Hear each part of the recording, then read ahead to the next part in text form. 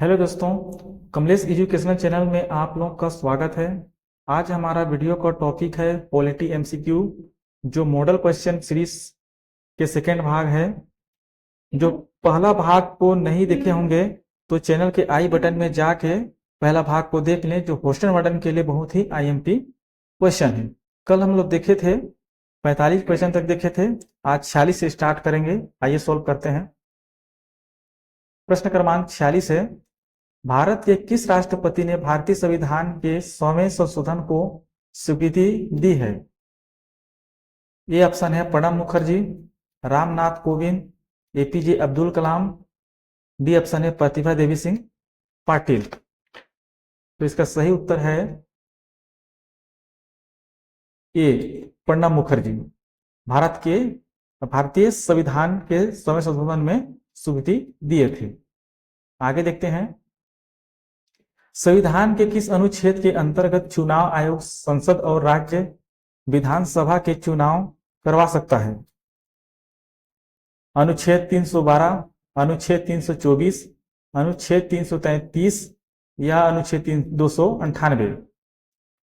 तो संविधान अनुच्छेद के अंतर्गत चुनाव आयोग और राज्य और विधानसभा के चुनाव के बारे में समझाया गया है। इसका उत्तर है ऑप्शन बी 324 के अंतर्गत, अनुच्छेद क्रमांक 324 के अंतर्गत यह बताया गया है। आगे देखते हैं, भारत के संविधान में वह कौन सा अनुच्छेद है जिसमें भारत के नियंत्रक एवं महालेखा परीक्षा का उल्लेख है? अनुच्छेद 156, अनुच्छेद 352, अनुच्छेद 280, अनुच्छेद 180। तो प्रश्न क्रमांक 48 का सही उत्तर होगा ऑप्शन डी, अनुच्छेद क्रमांक 148। अनुच्छेद क्रमांक 148 प्रावधान किया गया है कि भारतीय संविधान में अनुच्छेद जिसमें भारत नियंत्रक एवं महालेखा परीक्षा के बारे में उल्लेख किया गया है। आगे देखते हैं, प्रश्न क्रमांक 50 है, भारत के संविधान में कौन सा अनुच्छेद भारत के नियंत्रक महालेखा परीक्षा के कर्तव्यों और शक्तियों के संदर्भ में संबंधित है? अनुच्छेद 324, अनुच्छेद 149, अनुच्छेद 189 या अनुच्छेद 354? तो इससे बताना है कि नियंत्रक महालेखा परीक्षक का कर्तव्य एवं शक्ति के बारे में इसमें प्रावधान है। तो इसका सही उत्तर होगा ऑप्शन डी, अनुच्छेद 354 के तहत लेखा परीक्षा के कर्तव्य एवं शक्ति के बारे में समझाया गया है। भारत के संविधान के किस अनुच्छेद में यह प्रावधान है कि राज्यों के राज्यपाल होंगे? अनुच्छेद 136, अनुच्छेद 148, अनुच्छेद 124 या अनुच्छेद 153? तो 50 का सही उत्तर होगा ऑप्शन डी, 153। 153 इसका सही उत्तर होगा, जो भारत के राज्यपाल जो राज्य में होंगे उसके बारे में प्रावधान दिया गया है। आगे देखते हैं, प्रश्न क्रमांक 51 है, भारत संविधान का कौन सा अनुच्छेद एक उच्च न्यायालय को नागरिकों के मौलिक अधिकारों के प्रवर्तन के लिए रिट जारी करने का अधिकार देता है? तो अनुच्छेद क्रमांक 226 है, अनुच्छेद क्रमांक 235 है, अनुच्छेद क्रमांक 230 है, अनुच्छेद क्रमांक 242 है। तो इसका जो अधिकार दिया है, जो भारतीय संविधान का अनुच्छेद एवं उच्च न्यायालय को नागरिकता मौलिक परिवर्तन एवं रिट जारी का जो अधिकार दिया है, उसका सही उत्तर होगा 51 का ए, 226 में प्रावधान किया गया है। आगे देखते हैं, भारत के महान्यायवादी की नियुक्ति के संबंध में अनुच्छेद में कौन सा अनुच्छेद में बताया गया है? जो भारत का महान्यायवादी है, महान न्यायवादी है, उसके बारे में बताना है। तो अनुच्छेद 53, अनुच्छेद 63, अनुच्छेद 76 या अनुच्छेद 79? तो इसका सही उत्तर है 52 का सही उत्तर है ऑप्शन सी, अनुच्छेद क्रमांक 76 में बताया गया है महान न्यायवादी की नियुक्ति के बारे में समझाया गया है। आगे देखते हैं, भारतीय संविधान के अनुच्छेद 80 के अनुसार राज्य सभा में अधिकतम कितने सदस्य हो सकते हैं? इसमें बताना है कि कितना सदस्य हो सकते हैं, 245, 250, 235 या 200 40। तो 53 का सही उत्तर होगा ऑप्शन बी, 250 सदस्य अधिकतम हो सकते हैं, उससे अधिक नहीं हो सकते। तो इसका सही उत्तर होगा ऑप्शन बी। प्रश्न क्रमांक 54 है, भारत के संविधान का कौन सा अनुच्छेद राष्ट्रपति को संसद के दोनों सदनों की संयुक्त बैठक बुलाने की शक्ति प्रदान करता है? अनुच्छेद 331, अनुच्छेद 108, अनुच्छेद 105 या अनुच्छेद 185 तो 54 का सही उत्तर हो जाएगा ऑप्शन बी, अनुच्छेद क्रमांक 108, जिसके तहत राष्ट्रपति को संसद के दोनों सदनों को संयुक्त बैठक बुलाने की शक्ति प्रदान दिया गया है। प्रश्न क्रमांक 55 है, भारत के संविधान के किस अनुच्छेद के अनुसार राष्ट्रपति को संसद के अवकाश के समय अध्यादेश जारी करने का अधिकार देता है? अनुच्छेद क्रमांक 232, अनुच्छेद क्रमांक 312, अनुच्छेद क्रमांक 123 या अनुच्छेद क्रमांक 213। 55 का सही उत्तर होगा ऑप्शन सी, अनुच्छेद क्रमांक 123, जो राष्ट्रपति को संसद के अवकाश के समय भी अध्यादेश जारी करने की शक्ति को अधिकार देता है। आगे देखते हैं। 56 है, सर्वोच्च न्यायालय के न्यायाधीश की नियुक्ति राष्ट्रपति के द्वारा भारतीय संविधान के किस अनुच्छेद के तहत की जाती है? अनुच्छेद क्रमांक 217, अनुच्छेद क्रमांक 124(2), अनुच्छेद क्रमांक 224(1) या अनुच्छेद क्रमांक 15। तो सर्वोच्च न्यायालय के न्यायाधीश की नियुक्ति राष्ट्रपति के द्वारा, इसका जो अनुच्छेद दिया है 56 का सही उत्तर हो जाएगा ऑप्शन बी, 124(2) में दिया गया है कि नियुक्ति राष्ट्रपति के द्वारा जो अनुच्छेद क्रमांक 124 के अनुसार किया जाता है। आगे देखते हैं।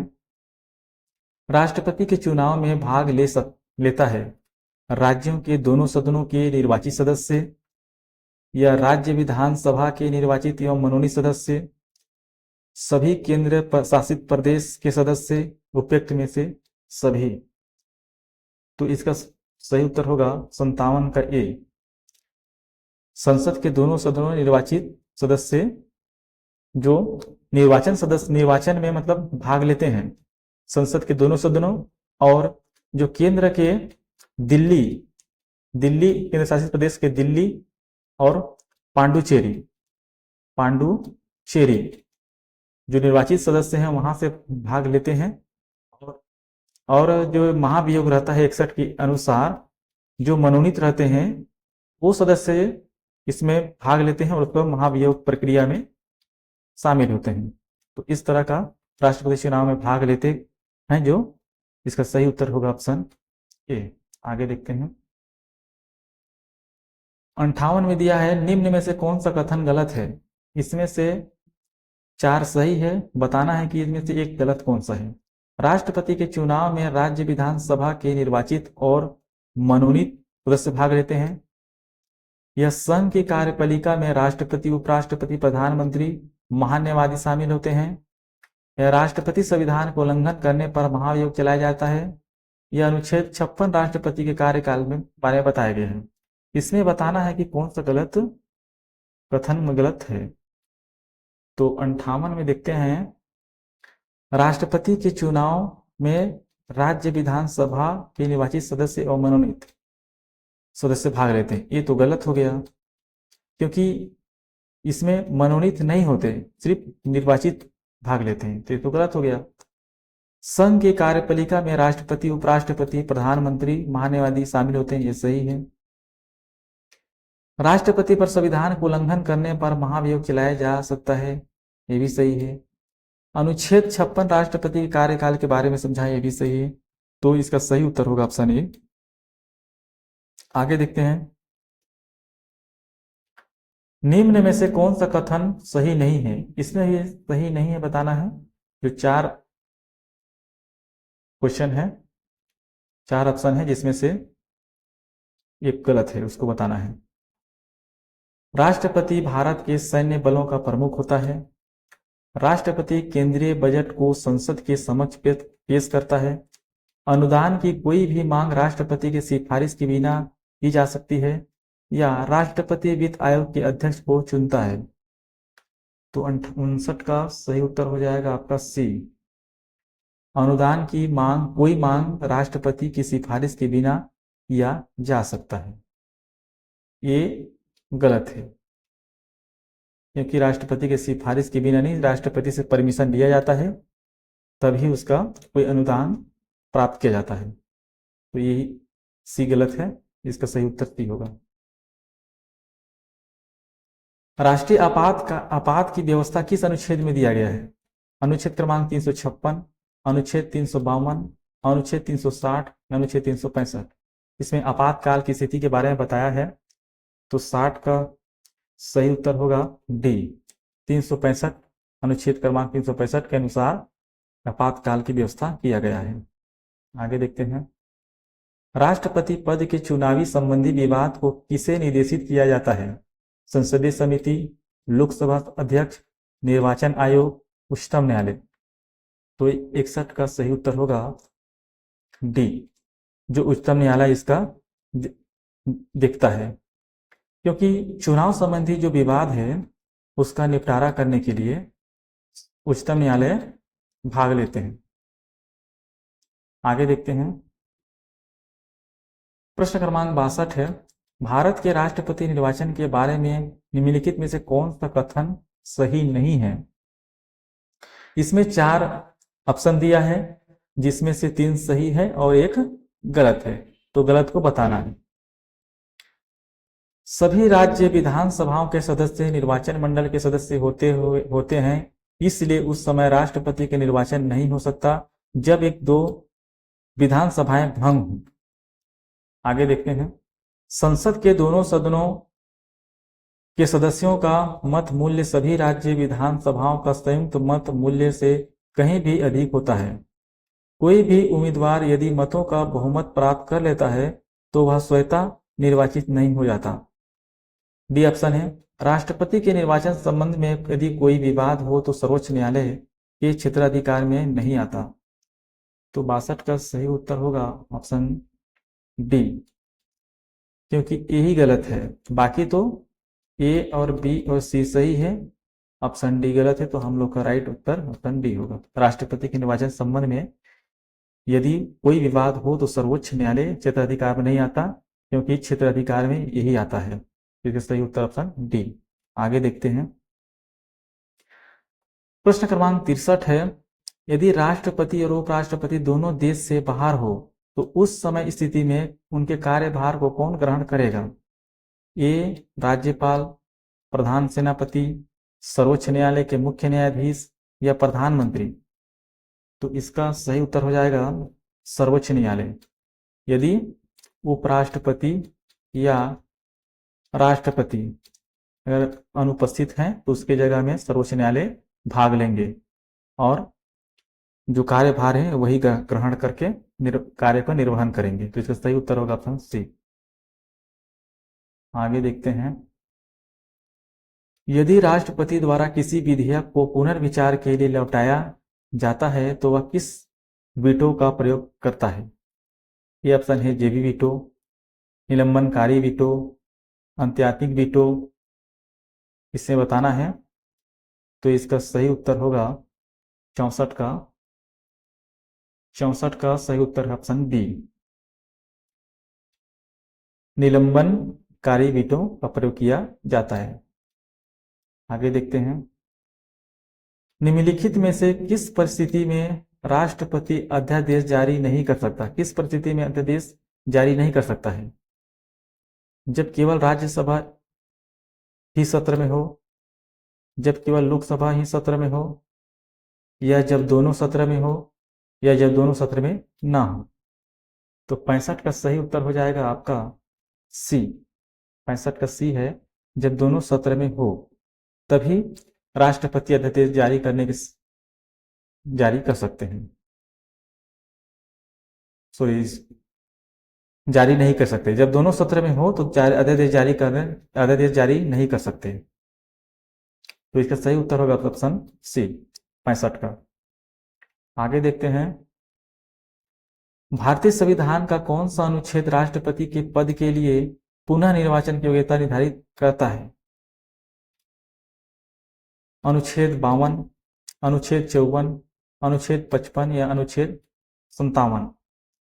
तो 66 का सही उत्तर होगा ऑप्शन डी 57। इसमें राष्ट्रपति पद के पुनर्निर्वाचन योग्यता निर्धारित करता है। आगे देखते हैं 67। निम्नलिखित में से किसकी नियुक्ति राष्ट्रपति भारत के राष्ट्रपति करता है? भारत का महान्यायवादी, नियंत्रक एवं महालेखक परीक्षा, एक राज्य का राज्यपाल, उपरोक्त में से सभी? तो 67 का सही उत्तर हो जाएगा आपका डी, उपरोक्त में से सभी। आगे देखते हैं 68। भारतीय संविधान के अनुसार भारत के राष्ट्रपति का कर्तव्य है कि वे निम्नलिखित में से किसको किनको संसद के पटल पर रखवाएं? पहला है संघ वित्त आयोग की सिफारिश को, लोक लेखा समिति के प्रतिवेदन को, नियंत्रक एवं महालेखक परीक्षा के प्रतिवेदन को, राष्ट्रीय अनुसूचित जाति आयोग के प्रतिवेदन को। जिसमें कूट के आधार पर सही उत्तर बताना है।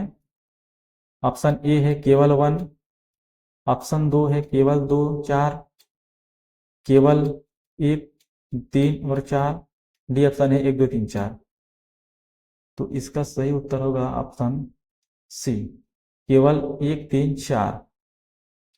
इसमें बताना है 1, 3 और 4, ये सही है, बाकी गलत है। तो इसका सही उत्तर ऑप्शन सी होगा। आगे देखते हैं 69 है भारत के राष्ट्रपति के पास कौन सी वीटो शक्ति होती है? पूर्ण निषेध, निलंबित निषेध, पॉकेट निषेध, उपरोक्त में से सभी? 69 का सही उत्तर होगा ऑप्शन डी, उपरोक्त में से सभी। आगे देखते हैं लोकसभा में कोरम गणपूर्ति को पूरा करने के लिए कम से कम कितने सदस्यों की जरूरी होता है? जो लोकसभा है उसमें जो अपना गणपूर्ति करना है तो कितना सदस्यों की जरूरत पड़ती है? कुल सदस्यों का 1/6 भाग, कुल सदस्यों का 1/10 भाग, कुल सदस्यों का 1/3 भाग, या कुल सदस्यों का 1/4 भाग? तो इसका सही उत्तर होगा ऑप्शन डी, ऑप्शन डी इसका सही उत्तर होगा 1/4 भाग, कुल सदस्यों की संख्या। आगे देखते हैं 71।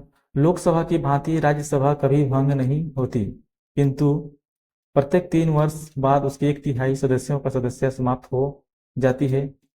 प्रत्येक 3 वर्ष बाद उसके आधे सदस्यों का सदस्यता समाप्त हो जाती है, या प्रत्येक 2 वर्ष के बाद उसके 1/4 सदस्य की सदस्य समाप्त हो जाती है, या 2 वर्ष के बाद उसके 1/3 सदस्यों की सदस्य समाप्त हो जाती है।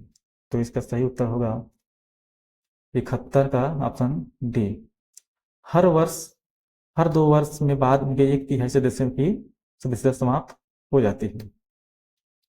आगे देखते हैं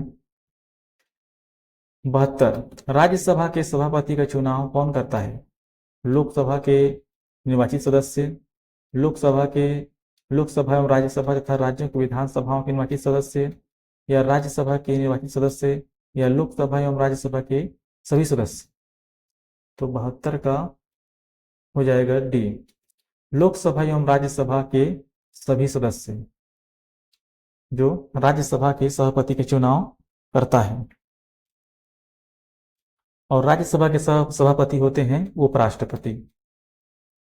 आगे देखते हैं राज्यसभा के सदस्यों का निर्वाचन होता है लोकसभा तथा राज्य विधानमंडल के सदस्यों द्वारा, राज्यसभा के विधानसभा के निर्वाचन सदस्यों द्वारा, या सीधे जनता के द्वारा, या लोकसभा सदस्य द्वारा।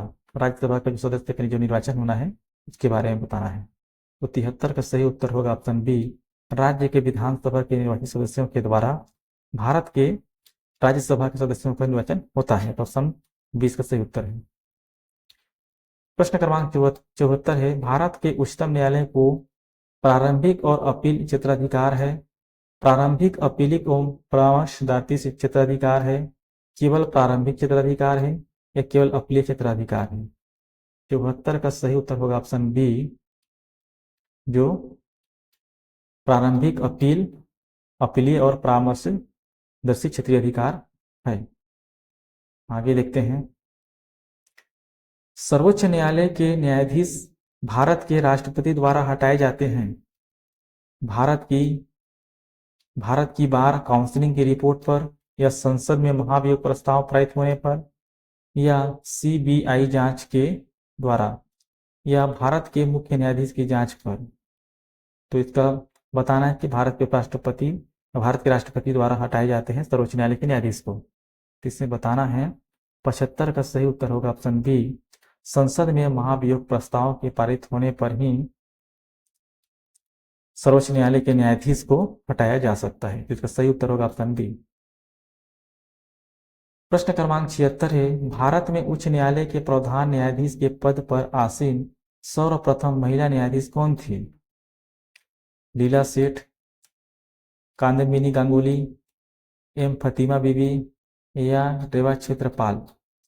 तो 76 का सही उत्तर होगा ऑप्शन ए, लीला सेठ।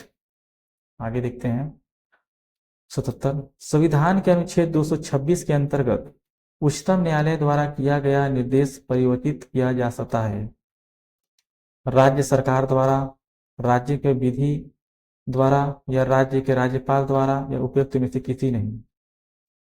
तो 77 का सही उत्तर हो जाएगा ऑप्शन डी, उपयुक्त में से कोई नहीं। आगे देखते हैं 78, किस प्रधानमंत्री ने एक बार पद से हटने के पश्चात दोबारा पद संभाला था? इंदिरा गांधी, मोरारजी देसाई, जवाहरलाल नेहरू, या लाल बहादुर शास्त्री। तो 78 का सही उत्तर होगा ऑप्शन ए, इंदिरा गांधी। इंदिरा गांधी भारत के प्रथम इंदिरा गांधी प्रधानमंत्री एक बार के साथ साथ जो पद से हटाए जाने के बाद भी दोबारा पद प्राप्त किए थे। तो इसका सही उत्तर होगा ऑप्शन ए। आगे देखते हैं, स्वतंत्र भारत में निम्नलिखित में से कौन सी महिला किस राज्य की पहली राज्यपाल थी? श्रीमती इंदिरा गांधी, श्रीमती विजय लक्ष्मी पंडित, श्रीमती सरोजिनी नायडू, या श्रीमती सुचित्रा कृपलानी। तो 79 का सही उत्तर होगा सी, श्रीमती सरोजिनी नायडू, जो भारत की पहली किसी राज्य की राज्यपाल थी।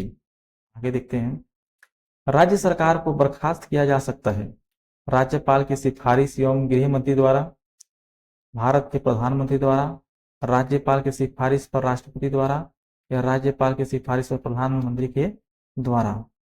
तो इसका सही उत्तर हो जाएगा ऑप्शन ए, राज्यपाल की सिफारिश पर गृह मंत्री को अपने सरकार को बर्खास्त किया जा सकता है, राज्य सरकार को बर्खास्त किया जा सकता है राज्यपाल की सिफारिश एवं गृह मंत्री के सिफारिश के द्वारा। तो इसका सही उत्तर होगा ऑप्शन ए। 81 है, राज्यपाल की अध्यादेश जारी करने की शक्ति के बारे में निम्नलिखित में से क्या सही नहीं है, बताना है।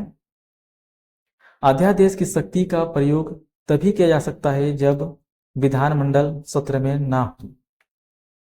बी ऑप्शन है, अध्यादेश जारी करने के लिए मंत्रियों की सहायता और सलाह की आवश्यकता नहीं होती, यह विवेकाधीन शक्ति नहीं है। डी ऑप्शन है, राज्यपाल किसी भी समय अध्यादेश को वापस ले सकता है। तो 81 का सही उत्तर होगा ऑप्शन सी, यह विवेकाधीन शक्ति नहीं है, ये राज्यपाल अध्यादेश जारी करने की शक्ति के बारे में इसी का उत्तर है। आगे देखते हैं, प्रश्न क्रमांक 82 है, निम्नलिखित में से कौन सा कथन सही नहीं है? सही नहीं है बताना है, जो 4 ऑप्शन दिए हैं। राष्ट्रपति किसी भी समय राज्यपाल का उसके पद से पदच्युत कर सकता है। राज्यपाल की पदावधि प्रधानमंत्री की इच्छा पर निर्भर करता है, या सामान्य रूप से राज्यपाल का कार्यकाल 5 वर्ष का होता है। राज्यपाल की पदावधि राष्ट्रपति की इच्छा पर निर्भर करती है। तो 82 का सही उत्तर होगा आपका बी, राज्यपाल की पदावधि प्रधानमंत्री की इच्छा पर निर्भर करती है। आगे देखते हैं, प्रश्न क्रमांक 83 है, कोई व्यक्ति संसद के किसी भी सदन का सदस्य हुए बिना केंद्र में कितनी वर्ष की अवधि तक मंत्री रह सकता है। इसमें बताना है कि यदि संसद के किसी भी सदन सदस्यों में बिना केंद्र में हुए मतलब अवधि में कितने अवधि तक मंत्री रह सकते हैं, तो 1 वर्ष, जब तक प्रधानमंत्री चाहे 3 महीने या 6 महीने। 83 का सही उत्तर हो जाएगा ऑप्शन बी, 3 महीने। 3 महीने तक संसद के किसी भी सदन के रूप में 3 महीने की अवधि तक मंत्री रह सकते हैं। आगे देखते हैं 84, संघीय मंत्री परिषद में सदस्यों की अधिकतम संख्या कितनी हो सकती है? लोकसभा की कुल सदस्यों संख्या का 15%, या राज्यसभा की कुल सदस्यों संख्या का 15%, या संसद की कुल सदस्यों की संख्या 15%, या कोई प्रतिबंध नहीं है। तो 84 का सही उत्तर होगा सी, संसद के कुल सदस्यों की संख्या 15% जो अधिकतम संख्या है मंत्रिपरिषद सदस्य के रूप में। आगे देखते हैं उपराष्ट्रपति को प्राप्त होने वाला वेतन भत्ते यदि राज्यसभा के सभापति के रूप में कार्य करने के लिए प्राप्त होते हैं या उपराष्ट्रपति में कार्य करने के लिए प्राप्त होते हैं, उपरोक्त में से दोनों या उपरोक्त में से कोई नहीं। तो 85 का सही उत्तर होगा ऑप्शन ए, राज्यसभा के सभापति के रूप में कार्य करने के लिए प्राप्त होते हैं। आगे देखते हैं 86, भारत के उपराष्ट्रपति के संबंध में कौन सा कथन असत्य बताना है? 4 ऑप्शन दिए हैं, एक असत्य छांटना है। उपराष्ट्रपति राज्यसभा का सभापति होता है, ये सही है। उपराष्ट्रपति का योग्यता प्राप्त करने के लिए प्रत्याशी की आयु कम से कम 35 वर्ष का होना चाहिए। 86 का है ना, तो 35 वर्ष होना चाहिए। या भारत के प्रथम उपराष्ट्रपति एवं राधाकृष्ण थे, या उपराष्ट्रपति का चुनाव भारत के राष्ट्रपति करता है। इसका सही उत्तर हो जाएगा 86 का ऑप्शन ए, उपराष्ट्रपति राज्यसभा का सभापति होता है, तो सही है। राष्ट्रपति की योग्यता प्राप्त करने के लिए प्रत्याशी की आयु कम से कम 35 भी सही है। भारत के प्रथम उपराष्ट्रपति एवं राधाकृष्ण थे, ये भी सही है। भारत के प्रथम उपराष्ट्रपति राधाकृष्ण थे, अब एक राष्ट्रपति के पद में द्वितीय थे। डी ऑप्शन है, राष्ट्रपति का चुनाव भारत के राष्ट्रपति करता है, ये गलत है। ऑप्शन डी ये असत्य है, इसका सही उत्तर ऑप्शन डी होगा। आगे देखते हैं पंचायत के विघटन के उपरांत निम्नलिखित में से कौन सी समय अवधि नए चुनाव कराने हेतु सही है? 6 माह के अंदर, 6 माह के बाद किंतु 1 वर्ष के अंदर, 1 माह के अंदर, या 2 माह के अंदर। तो 87 का सही उत्तर होगा डी, 2 माह के अंदर। पंचायत विघटन के उपरांत ही समय की अवधि तक चुनाव करने का सही समय है, 2 माह के अंदर। इसका सही उत्तर ऑप्शन डी। प्रश्न क्रमांक 88 है, भारतीय संविधान की प्रस्तावना में भारत को किस रूप में घोषित किया गया? एक समाजवादी प्रजातांत्रिक गणतंत्र, एक सार्वभौमिक प्रजातांत्रिक गणतंत्र, एक संप्रभु समाजवादी धर्मनिरपेक्ष, या प्रजातांत्रिक गणराज्य, या इनमें से डी ऑप्शन है, इनमें से कोई नहीं। तो 88 का सही उत्तर होगा ऑप्शन ए, एक समाजवादी प्रजातांत्रिक गणतंत्र जो भारत के रूप में घोषित किया गया है प्रस्तावना में, तो इसका सही उत्तर होगा ऑप्शन ए। प्रश्न क्रमांक 89 में है, निम्नलिखित में से कौन सा संविधान 42वें संविधान संशोधन द्वारा नीति निर्देशक तत्वों में नहीं जोड़ा गया है? सभी नागरिकों के लिए समान आचार संहिता, उद्योगों के प्रबंधन में श्रमिकों की भागीदारी, शोषण में से युवाओं तथा बच्चों की सुरक्षा, या समान न्याय तथा निःशुल्क कानूनी सलाह। तो इसका सही उत्तर होगा ऑप्शन सी, शोषण में युवाओं तथा बच्चों की सुरक्षा 42वें संविधान संशोधन के नीति निर्देशक तत्वों में नहीं जोड़ा गया है। आगे देखते हैं इस सीरीज का ये लास्ट क्वेश्चन है, राज्य के नीति निर्देशक तत्व नहीं है। ऑप्शन ए है, कमजोर श्रेणी के आर्थिक हित को बढ़ाने का, या कार्यपालिका से न्यायपालिका को अलग रखने का, या वैज्ञानिक मनोभाव का विकास, या पोषाहार स्तर को ऊपर उठाना। तो 90 का सही उत्तर होगा ऑप्शन ए, श्रेणियों के आर्थिक हित को बढ़ाने का। ये इसका तत्व नहीं है, राज्य नीति निषेधक तत्व की।